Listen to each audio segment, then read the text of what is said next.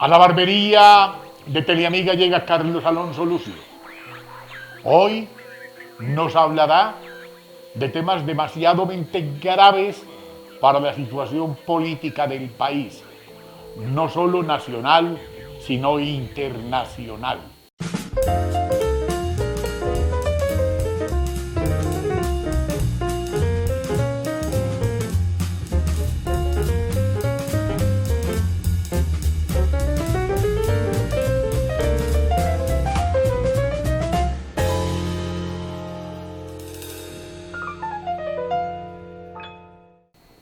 Bueno, esto ha sido como un parto de mula, ¿no? Pero ahí vamos. Es que afortunadamente tenemos la mejor producción de Colombia en este medio. Y me llena de infinita satisfacción saber que está usted aquí.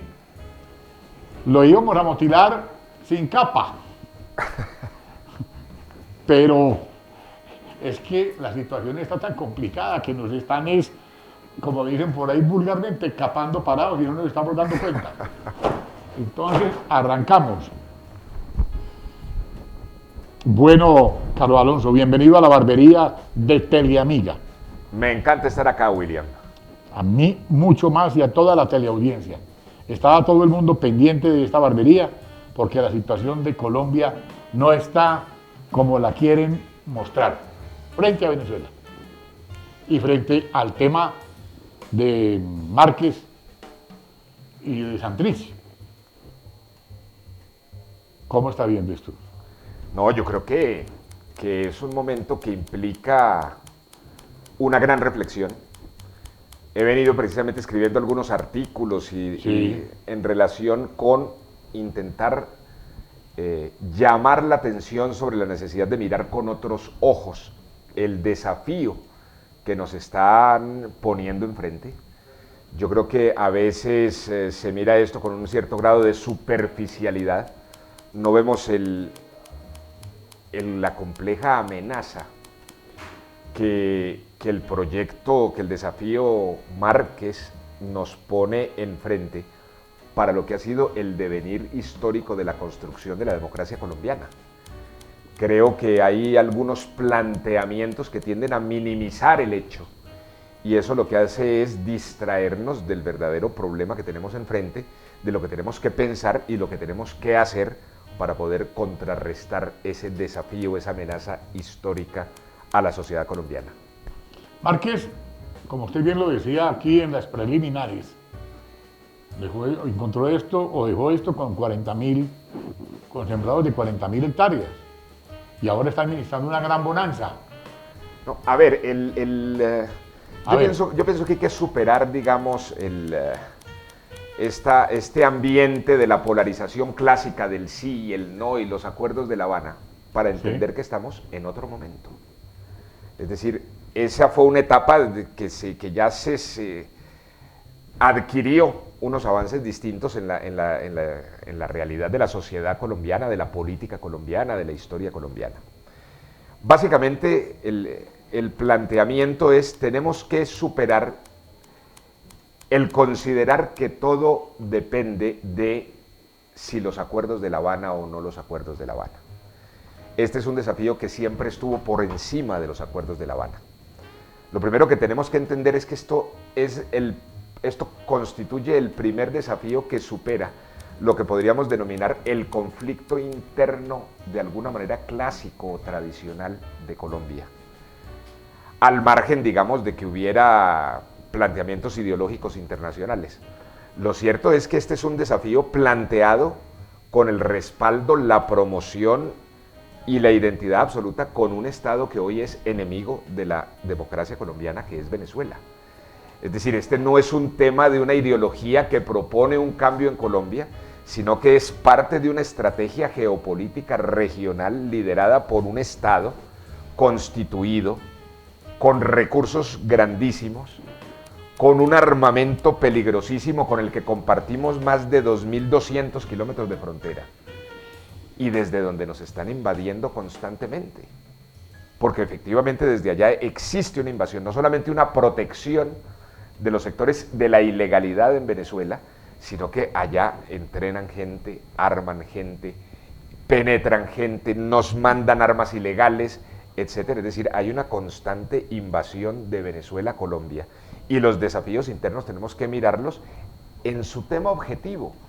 Es decir, el llamado es a que hagamos una innovación del pensamiento estratégico frente al tamaño de las amenazas que tenemos enfrente, de los peligros que se nos paran en el horizonte como nación colombiana, para poder responder con la seriedad y el acierto que requerimos.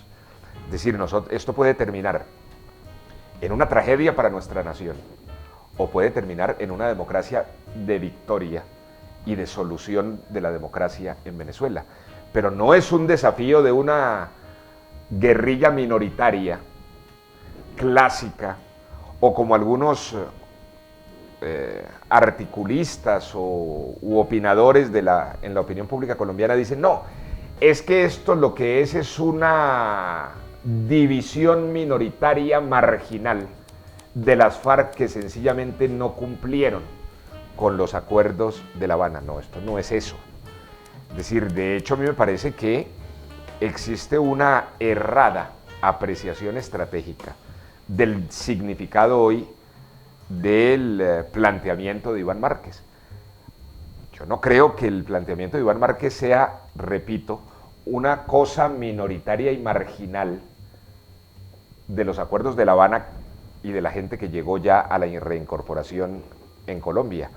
A mí me parece que el propio Iván Márquez hoy es una persona que tiene unas ventajas estratégicas superiores aún a las que tenía cuando se sentó a negociar en La Habana. Es decir, algunos medios de comunicación y algunos dirigentes políticos intentan verlo como ese personaje derrotado y huyendo por una causa judicial en Estados Unidos y en Colombia, y resulta que no. Yo veo que ahí hay de por medio una estrategia que ha crecido desde cuando se sentó él a liderar la negociación en La Habana por parte de las FARC y el Iván Márquez de hoy.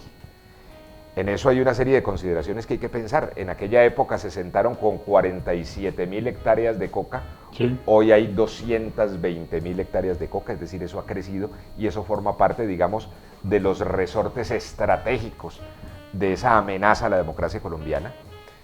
En el fondo, a veces uno mira y digamos, desde el punto de vista estratégico, uno podría decir que en La Habana Iván Márquez hizo una liquidación de pasivos de las FARC. Finalmente dejó acá a la gente que ya no servía para la guerra, a los enfermos, a sus propios opositores y contradictores al interior de las FARC, a la gente que quería salirse de la guerra y hacer familia. Es decir, lo que servía para la guerra en los nuevos términos se quedó allá. Y acá quedaron los que ya no servían para esa nueva etapa de la guerra. Luego él quedó sin contradictores internos con los sectores más dinámicos de la guerra. Hay otra realidad, por ejemplo, que es preocupante. Cuando comienzan los acuerdos de La Habana, se sientan unas FARC disminuidas, golpeadas militarmente, sin perspectiva y sin horizonte estratégico, con un ejército, por ejemplo, y con unas fuerzas militares al frente que venían de una dinámica de victorias sobre las propias FARC. Yo creo que a lo largo del proceso de La Habana, en buena medida, esas fuerzas militares activas se convirtieron en una ONG y hoy son fuerzas militares con una reducidísima capacidad de reacción y de moral combativa en relación con lo que eran las fuerzas militares. Es decir, yo creo que hoy el desafío Márquez tiene al frente un ejército mucho menos capaz que el que tenía hace 8 años o un poco más cuando comenzaron los acuerdos de La Habana. Hay otra realidad que es muy preocupante y es que a lo largo de esos acuerdos el crecimiento de los fenómenos de ilegalidad en Colombia ha sido excepcional. No solamente el tema de las hectáreas de coca multiplicadas en todo el territorio nacional, el crecimiento de la minería ilegal, el crecimiento del microtráfico, el crecimiento del tráfico de personas, el crecimiento descomunal del contrabando y de una serie de fenómenos que constituyen la ilegalidad colombiana. Y la ilegalidad colombiana es de alguna manera un caldo de cultivo gigantesco para todo tipo de conflictos. De hecho, yo creo que entre cuando comenzaron los acuerdos de La Habana y hoy, hay un fenómeno que no existía, y es lo que podríamos denominar territorios donde la ilegalidad ejerce una especie de soberanía. Es decir, sectores donde han cooptado instituciones, cooptado fuerza pública, dominan las reglas del juego sociales y económicas. Es decir, hay enclaves de la ilegalidad, y no solamente en terrenos apartados, en territorios apartados, como clásicamente hablamos del Catatumbo o del Pacífico nariñense o del Bajo Cauca o del Baupés, en fin. Estamos hablando de que esas realidades de control territorial por parte de la ilegalidad han venido creciendo también en sectores de las ciudades de Colombia. Hay barrios de las grandes ciudades donde efectivamente manda la ilegalidad, manda el crimen, donde viven sociedades y comunidades realmente esclavizadas por las reglas del juego de la ilegalidad.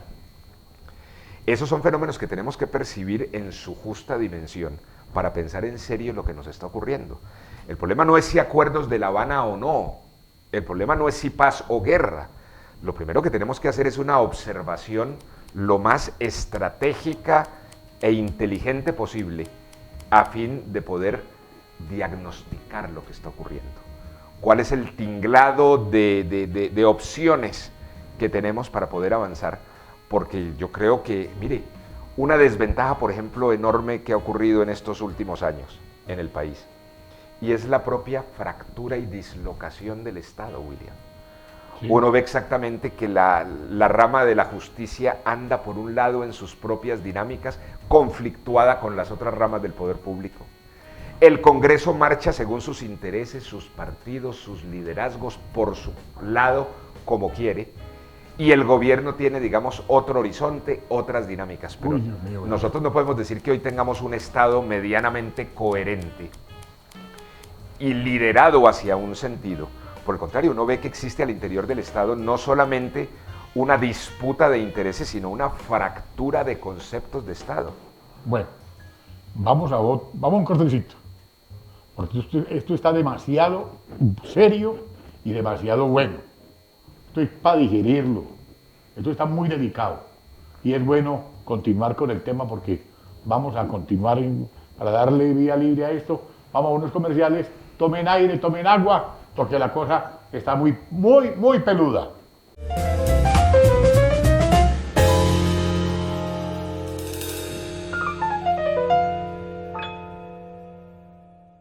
Bueno, escuchamos un lado de las cosas, pero Timochenko dice otra cosa, y un sector de la prensa nacional dice que eso no es nada, o de la opinión nacional. Timochenko, pues obviamente, según lo entendí, él forma parte de esos pasivos de chatarra que dejaron ahí. A él lo dejaron en una unidad de cuidados intensivos. Y de Timochenko a Márquez, ¿qué hay? Comparémoslos, pues, mejor dicho, en la balanza de la guerra. Mire, me parece que el planteamiento de Timochenko es un planteamiento menor. Es decir, sin lugar a dudas, hoy le repito lo que pienso. Me parece que Iván Márquez es más fuerte hoy que cuando se sentó a negociar. Obvio. Y que el tamaño de su apuesta y de su amenaza a la democracia colombiana es más preocupante hoy que cuando se sentó, por las realidades estratégicas y de la realidad nacional que acabo de mencionarle. Obviamente Timochenko y su sector insisten en que en que los otros son minoritarios y que los importantes son ellos.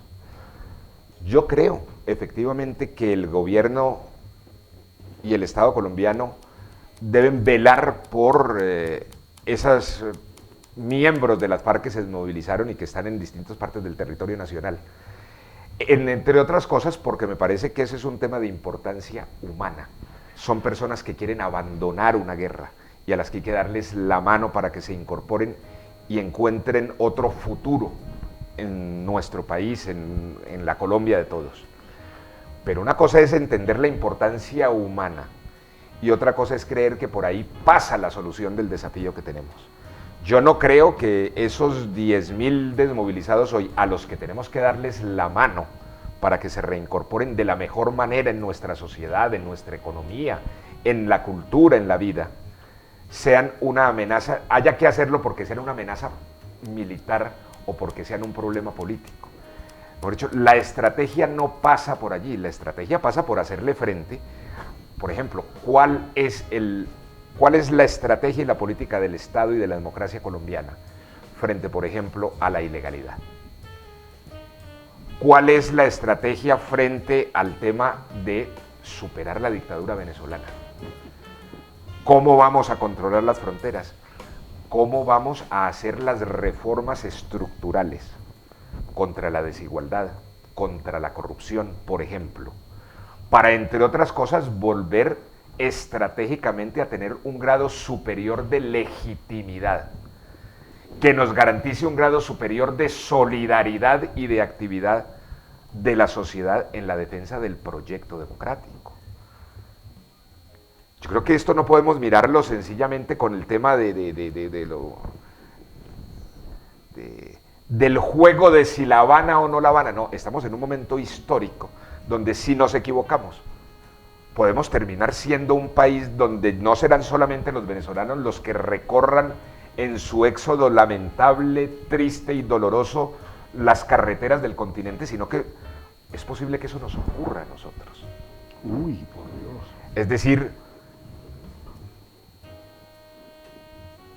o podemos dejarnos ganar y derrotar el acumulado histórico de la democracia colombiana, o podemos avanzar y fortalecernos. Si lo hacemos de una manera, podemos sacar un país próspero, un país en progreso, un país más pacífico, o de lo contrario podemos irnos realmente a una debacle como la que tenemos al lado. ¿Sí? Es que yo creo que los colombianos tenemos que mirar en clave de experiencia el dolor que percibimos en las calles de nuestras ciudades y de nuestras carreteras todos los días de esos venezolanos que son un país infinitamente rico. Los recursos de Venezuela son extraordinarios. Lo que era casi un imposible era convertir en miseria un país tan afortunado en recursos como lo era Venezuela, y lo lograron. Si eso le pasó a Venezuela, nos puede pasar a nosotros y le puede pasar a cualquier país. Hay países que tuvieron una... ¿Quién se iba a imaginar, por ejemplo, hace 25 años, que México podía caer en la tragedia de violencia que tiene? Que los niveles de violencia podían crecer, por ejemplo, a los niveles que hoy están en Brasil. Las realidades de violencia y de esclavitud por parte del crimen de poblaciones inmensas en Salvador, en Honduras, en Guatemala. Es decir, hay una amenaza del crecimiento de la ilegalidad exponencial en América Latina. Y en medio de ese crecimiento de la ilegalidad en América Latina pueden pelechar distintos procesos y distintos proyectos, como ese proyecto profundamente antidemocrático. Mire, un poco sintetizándole la idea, ¿sí? No tiene sentido, no es correcto estratégicamente mirar el desafío que nos plantean Márquez y su gente como un desafío clásico interno de contradicciones colombianas. Esos grupos están formando parte de lo que podríamos denominar unas invasiones bárbaras que están incursionando como Colombia. Es decir, ese no es un proyecto de conflicto interno, es un proyecto invasor que se aprovecha de conflictos internos que hemos tenido históricamente y que tenemos aún. Ese no es un proyecto para redimir las contradicciones sociales de Colombia, ni para resolver la desigualdad, la corrupción. Ese es un proyecto que se soporta sobre nuestros grandes conflictos y heridas del cuerpo social colombiano, pero el proyecto es un proyecto invasor, es un proyecto soportado desde afuera, geoestratégico, geopolítico, y nosotros tenemos que entender que si no lo miramos desde esa perspectiva, nos puede superar. Entonces, las cosas estamos en cuidados intensivos. No, es decir, no se trata de generar una desesperanza, se trata de generar un Bueno, llamado de atención. Y el piloto del avión, ¿qué dice? ¿No? Es decir, yo lo que creo es que todavía estamos mirando con ojos del pasado y estamos intentando interpretar lo que nos está ocurriendo en clave de cómo hemos leído nuestros conflictos anteriores. Sí. Y yo creo que la naturaleza del conflicto que nos plantean actualmente mutó. Es decir, el referente nuestro no son las guerras de guerrillas de los años 60, 70, 80, ni los procesos de paz de los años 90 y posteriores. Sí. Es una nueva naturaleza del conflicto, frente a lo cual es imprescindible innovar los métodos de su diagnóstico, de su planteamiento estratégico, de su economía, de sus relaciones internacionales. Porque, mire, creer que este desafío nosotros lo superaremos sencillamente haciendo lo que se llama cumplir los acuerdos de La Habana. Si de hecho los acuerdos de La Habana intentaban resolver el penúltimo conflicto, ni siquiera el último. Lo cierto es que ya no estamos en dos conflictos, en el conflicto de dos bandos ideológicamente enfrentados. Hoy esto está asignado indudablemente mucho más allá que por el narcotráfico, por unas economías ilegales monumentales que impactan todos los días más nuestra cultura, que cunden en los distintos territorios y que sin lugar a dudas ofrecen un caldo de cultivo muy peligroso para las nuevas realidades. Si le sumamos a esas realidades internas la amenaza objetiva de un proyecto distinto liderado desde Venezuela, donde además en la crisis, mire, estratégicamente, William, el aferrarse al poder de esa dictadura venezolana pasa por sembrar el caos en Colombia. Es decir, ellos necesitan el caos en Colombia para poder sostenerse en Venezuela. Antes de tomarnos, y es frente a eso lo que nosotros tenemos que oponer una nueva mirada. Antes de tomarnos ese caldo de cultivo peligroso, vamos a otro cortecito, porque esto está demasiado bueno.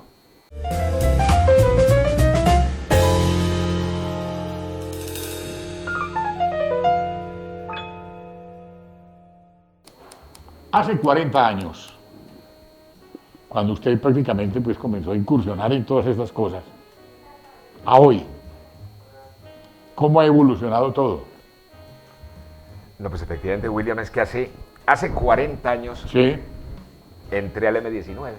Sí. Y desde entonces, pues obviamente miro la realidad de lo que ocurre en los conflictos armados y lo que ocurre, digamos, en la realidad en colombiana.